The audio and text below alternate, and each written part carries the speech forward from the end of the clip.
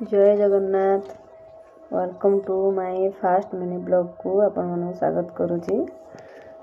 मु फास्ट आज mini blog करी जदि आपण मन भल लगे ताले लाइक करिवे, गोटे सब्सक्राइब करिवे। एठी मो फैमिली लोक किछि अछंती, मो मामू घर लोक, मो माई मामू झियो दु जण, मो भाउज गोटे, आ मो झियो आ मो भाई, मो बापा बो। आमे एमती गोटे फेस्ट करिवो बोली भाबिलु हठात, तो प्लानिंग करिक हम फेस्ट करिथिलु। हम फेस्ट रे आज बिरयानी हेइतला, माछ फ्राए, पनीर हेइतला। बिरयानी जेहेतु हम भाउज माई बो खाइबेनी चिकेन, तो सेति से मानक पई माछ पनीर हेइतला। एठी हम भौणी जोई रोसई करूथिले, आमे तांको सब हेल्प करि दउथुलु, सब जोगाड़ देइ देलु, से करिले। से बिरयानी करले, आमे भाउज आ मु मिसिकिनी माछ तरकारी पनीर करिथिलु।